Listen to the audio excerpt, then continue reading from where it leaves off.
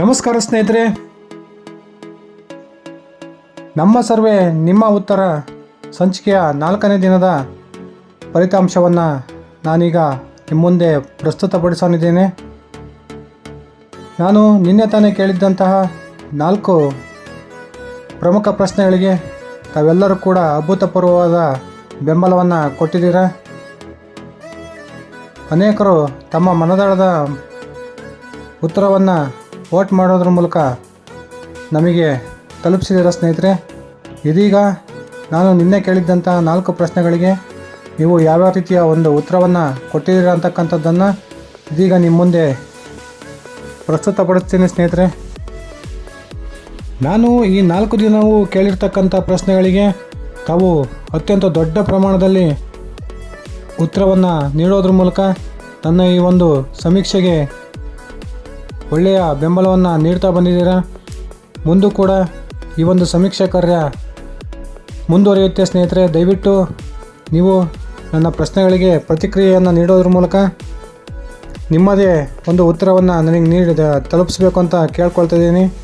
ಇದರಿಂದ ನಮಗೆ ಯಾವುದೋ ಕಾರಣದ ಒಂದು ಸಂಸ್ಥೆ ಸಮೀಕ್ಷೆಯನ್ನು ನಡೆಸಿ ಅದರ ಒಂದು ರಿಸಲ್ಟನ್ನು ಏನು ನಿಮಗೆ ಕೊಡ್ತಾ ಬರುತ್ತೆ. ಆದರೆ ನಾವೀಗ ನೇರವಾಗಿ ನಿಮ್ಮ ಉತ್ತರವನ್ನೇ ಪಡೆದು ಅದನ್ನು ನಿಮ್ಮ ಮುಂದೆ ಪ್ರಸ್ತುತಪಡಿಸೋದಕ್ಕೆ ಪ್ರಯತ್ನವನ್ನು ಮಾಡ್ತಾ ಬರ್ತಾಯಿದ್ದೀವಿ.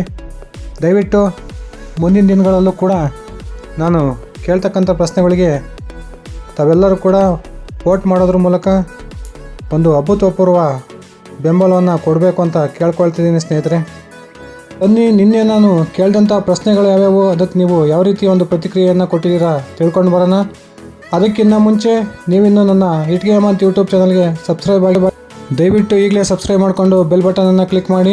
ಅದೇ ರೀತಿ ನಾನು ಕೊಡೋ ಮಾಹಿತಿ ನಿಮಗೆ ಇಷ್ಟ ಆಗಿದ್ರೆ ದಯವಿಟ್ಟು ಈ ವಿಡಿಯೋಗೆ ಲೈಕ್ ಮಾಡಿ, ಶೇರ್ ಮಾಡಿ, ಕಮೆಂಟ್ ಮಾಡಿ ಸ್ನೇಹಿತರೆ. ನಾನು ನಿಮಗೆ ನಿನ್ನೆ ಕೇಳಿದಂತಹ ಮೊದಲನೇ ಪ್ರಶ್ನೆ ಈ ರೀತಿಯಾಗಿದೆ. ಇದಕ್ಕೆ ನೀವು ಕೊಟ್ಟಿರ್ತಕ್ಕಂಥ ಉತ್ತರವನ್ನು ಇದೀಗ ನಾನು ನಿಮ್ಮ ಮುಂದೆ ಇಡ್ತಾ ಇದ್ದೀನಿ. ನೋಡೋಣ ಬನ್ನಿ ಸ್ನೇಹಿತರೆ. ನನ್ನ ನಿನ್ನೆಯ ಮೊದಲ ಪ್ರಶ್ನೆ,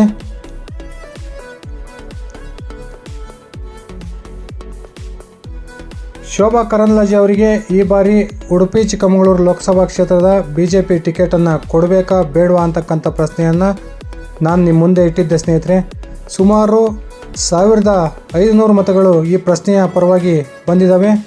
ಈ 1500 ಮತಗಳಲ್ಲಿ 64% ನನ್ನ ಮತದಾರರು ಶೋಭಾ ಕರಂದ್ಲಾಜೆ ಅವರಿಗೆ ಈ ಬಾರಿ ಟಿಕೆಟನ್ನು ಕೊಡಬೇಕು ಅಂತಕ್ಕಂಥ ಉತ್ತರವನ್ನು ಕೊಟ್ಟಿದ್ದೀರಾ. ಅದೇ ರೀತಿ 36% ಮತದಾರರು ಈ ಬಾರಿ ಶೋಭಾ ಕರಂದ್ಲಾಜೆ ಅವರಿಗೆ ಉಡುಪಿ ಚಿಕ್ಕಮಗಳೂರು ಕ್ಷೇತ್ರದ ಟಿಕೆಟನ್ನು ಕೊಡೋದು ಬೇಡ ಅಂತಕ್ಕಂಥ ಉತ್ತರವನ್ನು ಕೊಟ್ಟಿದ್ದೀರಾ. ಒಟ್ಟು 1500 ಮತಗಳಲ್ಲಿ 960 ಮತಗಳು ಶೋಭಾ ಕರಂದ್ಲಾಜೆ ಅವರಿಗೆ ಟಿಕೆಟ್ ಕೊಡಬೇಕು ಅನ್ನೋ ಪರವಾಗಿ ಬಂದರೆ, ಸುಮಾರು 540 ಮತಗಳು ಶೋಭಾ ಕರಂದ್ಲಾಜೆಗೆ ಟಿಕೆಟ್ ಕೊಡೋದು ಬೇಡ ಅಂತಕ್ಕಂಥ ಉತ್ತರವನ್ನು ನೀವು ಕೊಟ್ಟಿದ್ದೀರಾ ಸ್ನೇಹಿತರೆ. ಅದೇ ರೀತಿ ನಾನು ನಿನ್ನೆ ಕೇಳಿದ್ದಂತಹ ಎರಡನೇ ಪ್ರಶ್ನೆ ಈ ರೀತಿಯಾಗಿದೆ. ಏನು ದಕ್ಷಿಣ ಕನ್ನಡ ಲೋಕಸಭಾ ಕ್ಷೇತ್ರದಲ್ಲಿ ಈ ಬಾರಿ ಕಟು ಹಿಂದುತ್ವವಾದಿ ಅರುಣ್ ಪುತ್ತಿಲ್ ಅವರು BJP ವಿರುದ್ಧ ಬಂಡಾಯವನ್ನು ಸಾರಿದ್ದಾರೆ. ಈ ಒಂದು ಬಂಡಾಯದ ಕುರಿತು ನಾನು ಪ್ರಶ್ನೆಯನ್ನು ತಮಗೆ ಮಾಡಿದ್ದೆ. ಈ ಬಾರಿ ದಕ್ಷಿಣ ಕನ್ನಡ ಕ್ಷೇತ್ರದಲ್ಲಿ BJP ಗೆಲುವಿಗೆ ಪುತ್ತಿಲ ಪರಿವಾರ ಅಡ್ಡಿಯಾಗುತ್ತಾ ಅಂತಕ್ಕಂಥ ಪ್ರಶ್ನೆಯನ್ನು ಕೇಳಿದ್ದೆ. ಸರಿಸುಮಾರು 1,000 ಮತಗಳು ಈ ಒಂದು ಪ್ರಶ್ನೆಗೆ ತಾವು ವೋಟನ್ನು ಮಾಡಿದ್ದೀರಿ. ಇದರಲ್ಲಿ 53% ಮತದಾರರು ಹೌದು, ಅರುಣ್ ಪುತ್ತಿಲ್ ಅವರ ಒಂದು ಬಂಡಾಯ ಈ ಬಾರಿ ದಕ್ಷಿಣ ಕನ್ನಡದಲ್ಲಿ BJPಗೆ ತೊಂದರೆಯನ್ನು ಉಂಟು ಮಾಡುತ್ತೆ ಅಂತಕ್ಕಂಥ ಉತ್ತರ ಬಂದರೆ, 47% ಮತಗಳು ಯಾವುದೇ ರೀತಿಯ ಒಂದು ತೊಂದರೆಯನ್ನು ಅರುಣ್ ಪುತ್ತಿಲ್ ಅವರ ಪರಿಹಾರ ಈ ಬಾರಿ ದಕ್ಷಿಣ ಕನ್ನಡ ಜಿಲ್ಲೆಯಲ್ಲಿ ಮಾಡೋದಿಲ್ಲ ಅಂತಕ್ಕಂಥ ಒಂದು ಉತ್ತರವನ್ನು ಕೊಟ್ಟಿದ್ದೀರಾ. ಒಟ್ಟಿನಲ್ಲಿ ಪುತ್ತಿಲ ಪರಿವಾರದಿಂದ BJPಗೆ ಬಾರಿ ತೊಂದರೆ ಆಗುತ್ತೆ ಅಂತಕ್ಕಂಥ ಒಂದು ಅಭಿಪ್ರಾಯವನ್ನು ತಾವೆಲ್ಲ ಹೆಚ್ಚಿನ ಒಂದು ಮತಗಳ ಮೂಲಕ ತಿಳಿಸಿದ್ದೀರಾ ಸ್ನೇಹಿತರೆ. ಅದೇ ರೀತಿ ನನ್ನ ನಿನ್ನೆಯ ಒಂದು ಸಂಚಿಕೆಯ 3ನೇ ಪ್ರಶ್ನೆ ಈ ರೀತಿಯಾಗಿದೆ. ಬನ್ನಿ ಸ್ನೇಹಿತರೆ, 3ನೇ ಪ್ರಶ್ನೆ ಏನು ಅಂತ ನೋಡ್ಕೊಂಡು ಬರೋಣ. ಈ ಸಿದ್ದರಾಮಯ್ಯ ಸರ್ಕಾರದಲ್ಲಿ ಇನ್ನಷ್ಟು ಮುಖ್ಯಮಂತ್ರಿಗಳ ಹುದ್ದೆಗಳನ್ನು ಸೃಷ್ಟಿ ಮಾಡಬೇಕಾ ಅಥವಾ ಬೇಡವಾ ಅಂತಕ್ಕಂಥ ಒಂದು ಪ್ರಶ್ನೆಯನ್ನು ನಾನು ಕೇಳಿದ್ದೆ. ಈ ಒಂದು ಪ್ರಶ್ನೆಗೆ ಸರಿಸುಮಾರು 732 ಮತಗಳು ಚಲಾವಣೆಯಾಗಿದ್ದಾವೆ. ಅದರಲ್ಲಿ ಹೌದು ಅಂತ ಮತ್ತಷ್ಟು ಉಪಮುಖ್ಯಮಂತ್ರಿಗಳ ಸ್ಥಾನ ಸೃಷ್ಟಿಯಾಗಬೇಕು ಅಂತಕ್ಕಂಥ ಒಂದು ಉತ್ತರವನ್ನು 48% ಮಂದಿ ನೀಡಿ 351 ಮತಗಳನ್ನು ಮುಖ್ಯಮಂತ್ರಿಗಳ ಸ್ಥಾನ ಸೃಷ್ಟಿ ಆಗಬೇಕು ಅಂತಕ್ಕಂಥ ಉತ್ತರವನ್ನು ನೀಡಿದ್ದೀರಾ. ಅದೇ ರೀತಿ 52% ಮತಗಳನ್ನು ಒಬ್ಬರೇ ಉಪಮುಖ್ಯಮಂತ್ರಿ ಸಾಕು, ಬೇರೆ ಉಪಮುಖ್ಯಮಂತ್ರಿಯ ಸ್ಥಾನ ಸೃಷ್ಟಿಯಾಗೋದು ಬೇಡ ಅಂತಕ್ಕಂಥ ಒಂದು ಉತ್ತರವನ್ನು ಕೊಟ್ಟು 380 ಮತಗಳು ಒಬ್ಬರೇ ಉಪಮುಖ್ಯಮಂತ್ರಿ ಇರಬೇಕು ಅಂತಕ್ಕಂಥ ಉತ್ತರವನ್ನು ತಾವು ಕೊಟ್ಟಿದ್ದೀರಾ ಸ್ನೇಹಿತರೆ. ಅದೇ ರೀತಿ ನನ್ನ ನಿನ್ನೆಯ ಸಂಚಿಕೆಯ 4ನೇ ಪ್ರಶ್ನೆ, ಈ ಒಂದು ಸಿದ್ದರಾಮಯ್ಯ ನೇತೃತ್ವದ ಕಾಂಗ್ರೆಸ್ ಸರ್ಕಾರದಲ್ಲಿ